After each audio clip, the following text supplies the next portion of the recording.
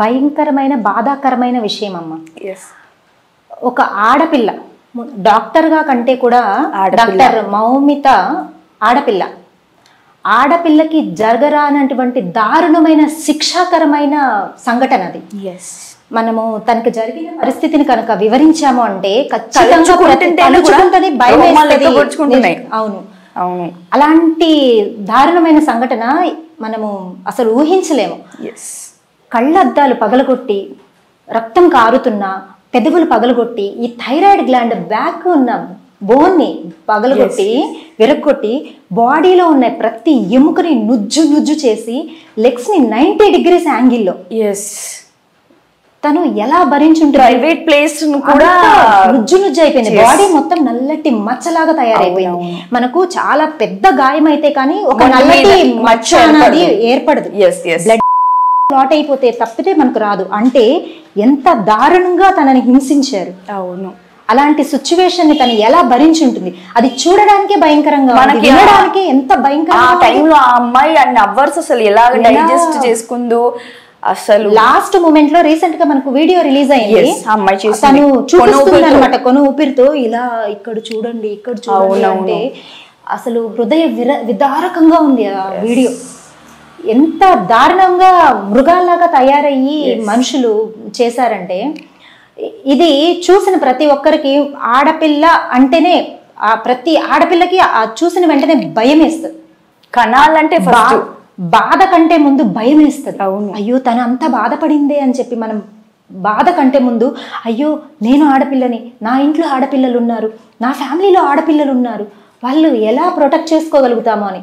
అంత పెద్ద హాస్పిటల్లో, పేరు మూసిన డాక్టర్లు ఉన్న పెద్ద హాస్పిటల్లో, అంత రిపీటెడ్ సంఘంలో ఇంత దారుణమైన ఇది జరిగింది అంటే దానిని, అది మనకు చూస్తేనే తెలిసిపోతుంది కదా, హరాస్ చేసి, కానీ మొదటగా దాన్ని అని చెప్పి మనకు నోటీస్ ఇచ్చారు, చూపించారు. అంటే ఇంకొక విషయం చెప్పాల్సింది ఏంటి అంటే, ఇది జరిగింది August 9th, కానీ ఈరోజు డేట్ August 19th. 10 days అంటే ఈ రీసెంట్ గా 2-3 days నుంచి ఇది బాగా ఎక్కువగా వైరల్ అవుతుంది. అంతకు ముందు అసలు తెలియకుండానే దాచిపెట్టేద్దామని చూస్తారు. ఇది ఒక డాక్టర్ కి, సామాన్యం ఇంటిలో నుంచి వచ్చిన ఒక డాక్టర్ కి జరిగింది కాబట్టి ఇన్ని రోజులు బయటకు రావడానికి ఇదయ్యింది. ఇదే ఒక గొప్పింటి బిడ్డకో, పొలిటీషియన్ ఇంట్లో బిడ్డకో, లేదా సెలబ్రిటీ ఇంట్లో బిడ్డకో జరుగుతుంటే, సెలబ్రిటీకో జరుగుంటే ఎంత గోల చేసేవాళ్ళు, ఎన్ని సంఘాలు వచ్చి ముందుకు నిలబడే ఛానల్ స్క్రోల్ అయ్యేతా ఉండేది. ఇప్పుడు మన ఛానల్స్ లో, జనరల్ గా న్యూస్ ఛానల్స్ లో ఎలాంటి బాగా వైరల్ అవుతున్నాయి తెలుసా? ఆ పొలిటీషియన్ రెండో భార్య, ఆ పొలిటీషియన్ కి ఇంకో బిడ్డ, ఈవిడ ఆయనకి ఇలా ఉందంట, ఇవే తిప్పి తిప్పి తిప్పి తిప్పి ఇవి వేసి వైరల్ చేస్తున్నారు. కానీ ఎలాంటివి వైరల్ చేయాలి, ఎలాంటి వాటికి మనం న్యాయం చేసి నిలబడాలి అన్నవి సమాజంలో కూడా మనము రకమైన బలాన్ని, మనకు తోడుని ఇవ్వడం లేదమ్మా.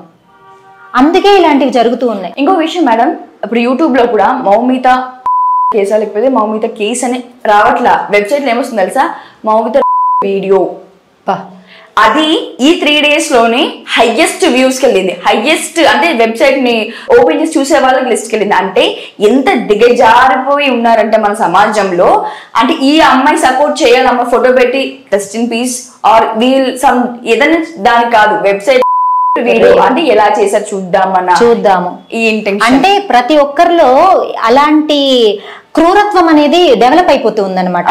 అసలు నువ్వు అన్నట్టు స్కూల్స్ లో కావచ్చు, కాలేజెస్ లో కావచ్చు, లేదంటే ఇంట్లోనే కావచ్చు, తండ్రి దగ్గర కూడా స్వాతంత్రం లేకుండా తండ్రి చేశాడు. నంద్యాలలో ఇష్యూ తీసుకుంటే 9th క్లాస్ అబ్బాయి, 5th క్లాస్ అమ్మాయిని, వాళ్ళకి ఆ ఏజ్ లో ఎలా తెలుస్తోంది అసలు అంటే ఏంటి అని తెలుసుకునే ఏజ్ అది. 5-6 years ముందు కూడా ఈ అంటే కూడా సరిగ్గా ఆ పేరు అర్థం తెలిసేది కాదు పిల్లలకి. ఇప్పుడు 4th నుంచే, అసలు 4th కాదమ్మా, చిన్న చిన్న పిల్లలు కూడా ఎందుకు ఈ మొబైల్స్ లో అశ్లీల వీడియోలు వెబ్సైట్లు ఎక్కువైపోయాయి. ఓవర్గా అవి బాగా మేడం యాడ్స్. ఇప్పుడు పిల్లల బొమ్మలు కూడా మధ్యలో ఈ యాడ్స్ రావడం వాళ్ళకి అట్రాక్ట్ అయిపోతుంది. అది తెలియదు.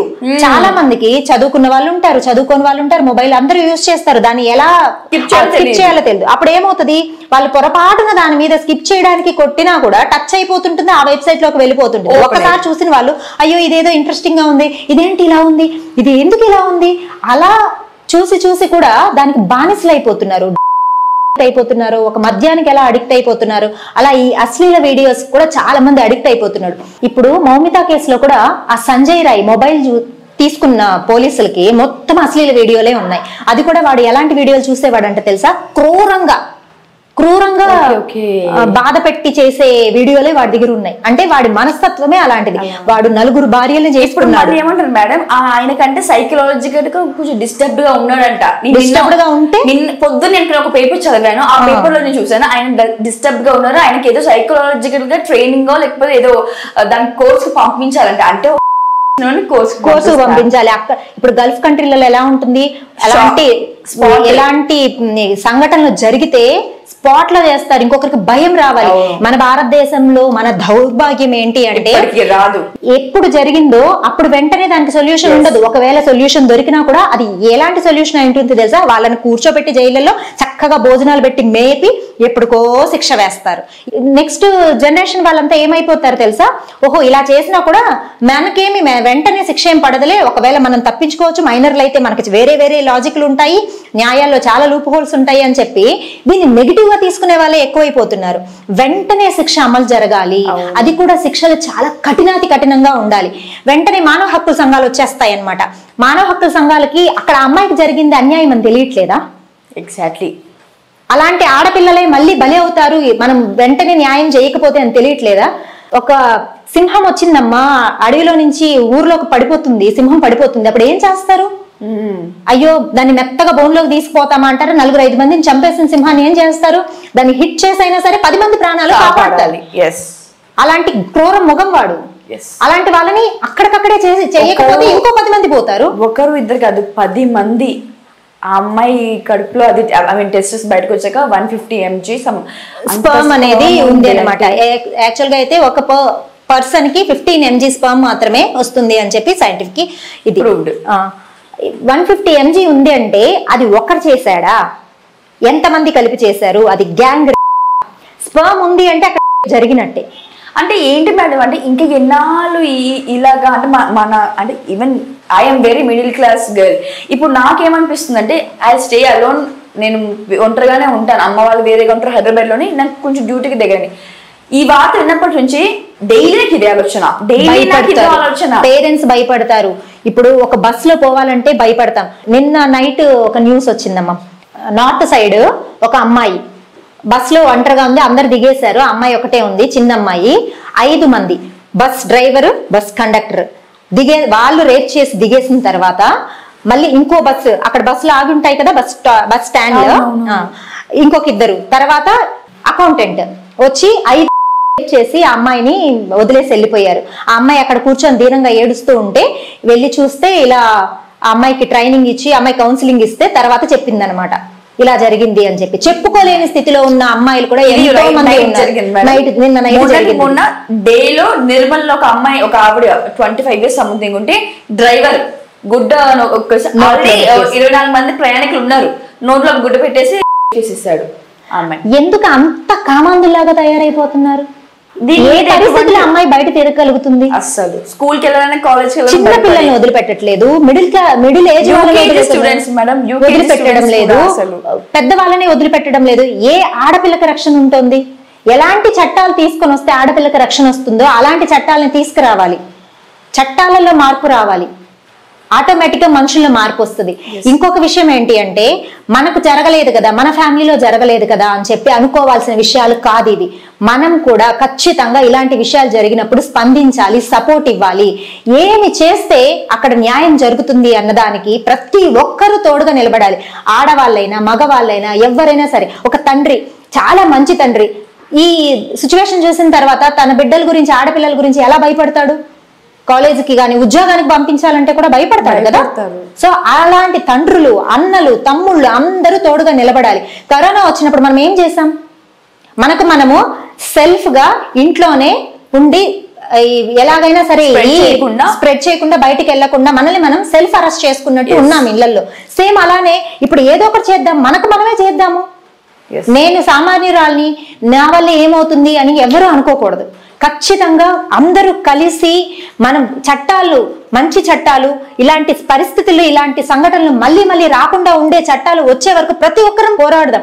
ప్రతి ఒక్కరూ తనకి ధైర్యంగా నిలబడదాం, తనకి తోడుగా, తన ఫ్యామిలీకి తోడుగా. చనిపోయిన అమ్మాయి ఇప్పుడు ఎలాగో వెనక్కి తిరిగి తీసుకురాలేము, కానీ ఇంకొక ఆడపిల్ల, ఇంకొక మౌమిత అవ్వకూడదు, ఇంకొక నిర్భయ అవ్వకూడదు, ఇంకొక చిన్న ఆడపిల్ల ఇలాంటి సంఘటనలకు గురి కాకూడదు. ఎవరైనా సరే ఆడపిల్లని అమ్మలాగానో, చెల్లిలాగానో, అక్కలాగానో చూసే సమాజాన్ని తీసుకురాగలగాలి మనం. అది ఎలా తీసుకురాగలుగుతాం? మనలో మార్పు రావాలి ముందు. ఆ మార్పు రావడానికి ప్రతి ఒక్కరం కృషి చేద్దాం. ఎలా అయిపోయింది, నాది కాదు కదా, పర్వాలేదులే. ఇప్పుడు ఒకసారి చూస్తారమ్మా, ఏడుస్తారు, బాధపడతారు, రెండో రోజుకి మర్చిపోతున్నారు. రిప్పు ఒక రోజునే ఫోటో పెట్టేస్తారు. అయిపోయిందా మన బాధ్యత? అయిపోయింది. అక్కడ కూడా ఆ గ్యాంగ్ అబ్బాయి మాత్రం దొరికాడు, వాడిని పట్టుకుని మిగతా వాళ్ళు ఎదగడానికి ఇంత టైం అనుకుంటే పట్టుకోలేరా? ఫస్టే దాన్ని క్రియేట్ చేసి పెట్టేశారు. డైవర్ట్ చేద్దామని చెప్పి రేప్ చేశారు. ఫస్ట్ మర్డర్ చేసి ఎముకలన్నీ నుజ్జు చేసిన తర్వాత ఈ విషయం తెలుసా? అంటే ముందు రేప్ చేయలేదు, చేశారు. బాబోయ్.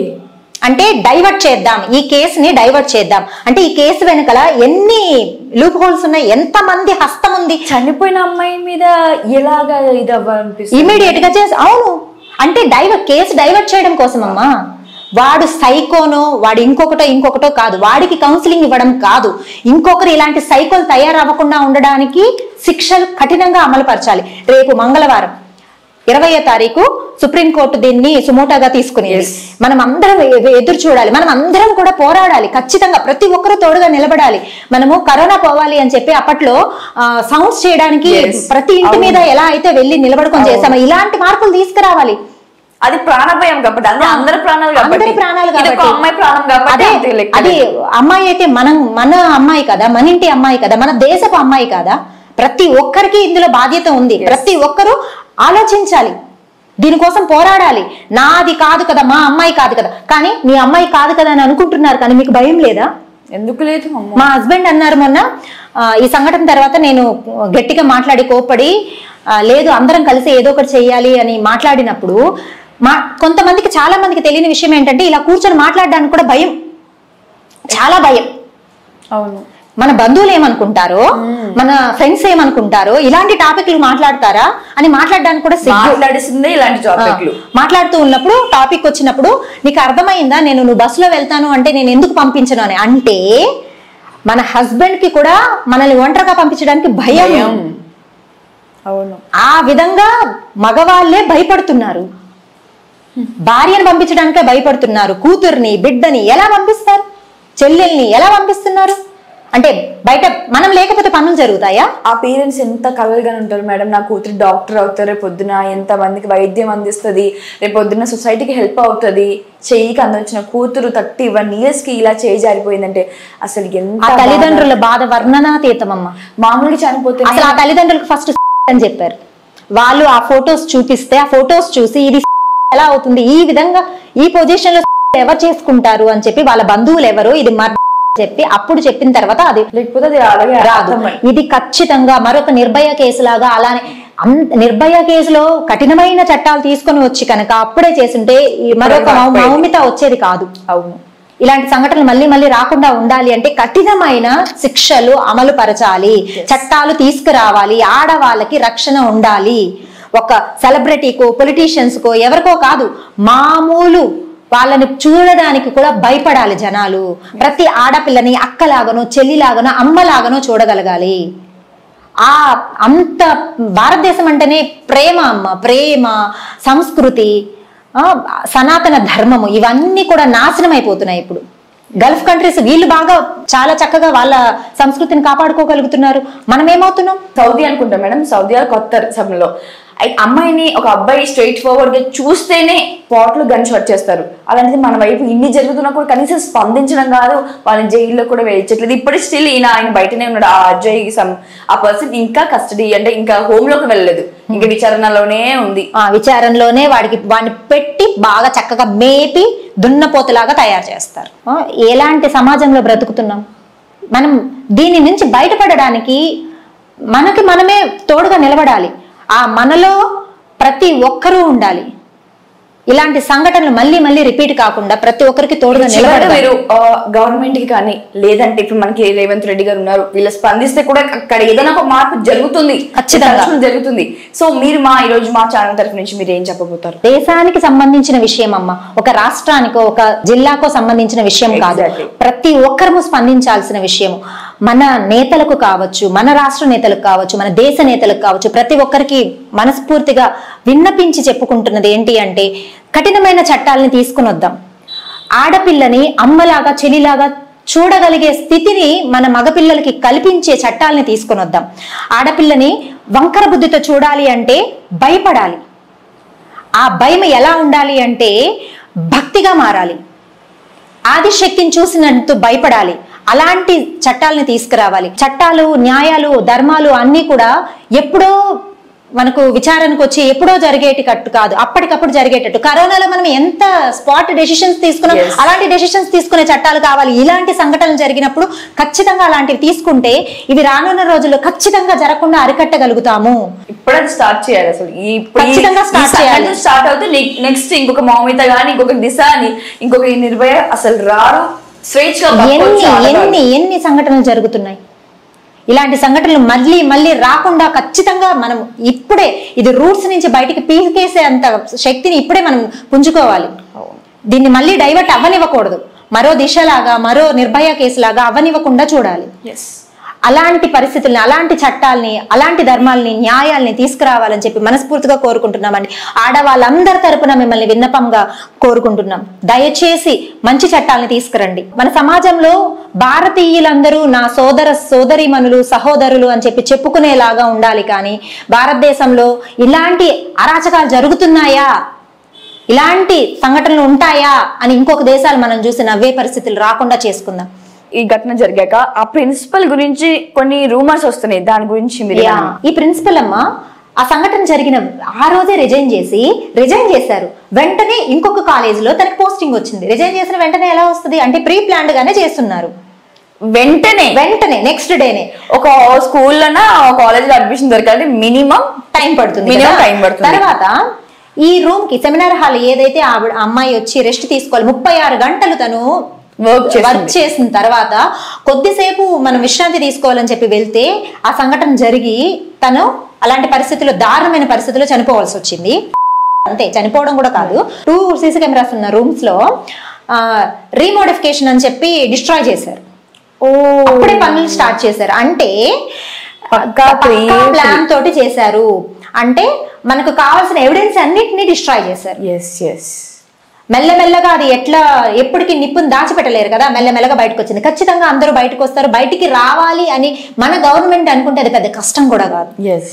పెద్ద వాళ్ళ హస్తాలు ఉండవచ్చు. ఇప్పటి వరకు ఆపగలిగారేమో, ఖచ్చితంగా ఇంకా సుప్రీంకోర్టు ఎంటర్ అయింది కాబట్టి ఖచ్చితంగా దీనిని ఆపలేరు. ఖచ్చితంగా మంచి న్యాయం జరుగుతుంది అని దిశ కేసులో ఎలాగైతే ఇమీడియట్ గా ఎన్కౌంటర్ చేశారో అలాంటి మంచి చట్టం రావాలి ఇప్పుడు, అలాంటి న్యాయం జరగాలని చెప్పి కోరుకుందాం. మేడం, మన సిచ్యువేషన్ చూసాం మౌమిత గారిది. సో ఎలాంటి సిచ్యువేషన్ తను ఉన్నారో ఒకసారి కొంచెం మీరు మీ మాటలో. 36 గంటలు ఒక డాక్టర్ పనిచేసిన తర్వాత రెస్ట్ ఖచ్చితంగా అవసరం. అలాంటిది రెస్ట్ తీసుకోవాలని చెప్పి తను సెమినార్ హాల్లోకి వెళ్ళింది. సెమినార్ హాల్లో తను విగత జీవిగా కనిపించింది. ఎలాంటి పరిస్థితుల్లో ఉంది అంటే తను స్పెట్స్ పెట్టుకుంటుంది. ఆ స్పెట్స్ ని గుద్దితే కళ్ళల్లో గుడ్డులో గుచ్చుకుని రక్తం వస్తుంది. అయినా కూడా తను అలాంటి పరిస్థితుల్లో బాధను అనుభవించింది. పెదాలన్నింటినీ పగలగొట్టారు. థైరాయిడ్ గ్లాండ్ వెనుకల ఉన్న ఈ వెముకని వించేశారు. తను ఒక వీడియో రిలీజ్ చేసింది. ఇంత లావున ఒక పైపు లాగా తయారైపోయింది అనమాట తన కంఠమంతా కూడా. ఎముకల్ని, ప్రతి ఎముకని నుజ్జు చేశారు. తన కాలం 90 degrees లో విరిచిపెట్టారు. శరీరం అంతా నల్లటి మచ్చలాగా కమిలిపోయింది. బ్లడ్ క్లాట్ అయిపోయి కమిలిపోయింది. తన శరీరంలో 150 mg 150 mg స్పర్మ్ అనేది దొరకడం జరిగింది. అంటే ఒక పర్సన్ స్పర్మ్ 15 mg అయితే 150 mg స్పర్మ్ ఉంది అంటే ఎంతమంది కలిసి తనని దారుణంగా అత్యాచారం చేశారు. అలాంటి పరిస్థితిని ఒక ఆడబిడ్డ ఎలా తట్టుకోగలిగింది? ఒక చిన్న దెబ్బ తగిలితేనే మనం తట్టుకోలేము. ఒక కాలు చెయ్యో ఎక్కడైనా యాక్సిడెంట్లో విరిగిందంటేనే ఎంత కష్టపడతాం, ఎంత నరకాన్ని అనుభవిస్తాం. అలాంటిది శరీరాన్నంతా నుజ్జు చేశారు. ఆ ఆడపిల్ల ఎంత కష్టాన్ని అనుభవించుంటుంది. 89 డాక్టర్స్ డే స్పెషల్ కుటుంబ సభ్యుల మెడిసిన్ పై 50% తగ్గింపు. డాక్టర్ కన్సల్టేషన్ ఉచితం. డైట్ మరియు ఎక్సర్సైజ్ చార్ట్, ఇమ్యూనిటీ బూస్టర్ మరియు ఫ్రీ కౌన్సిలింగ్. అన్ని రకాల అనారోగ్య సమస్యలకు 89 తో పరిష్కారం.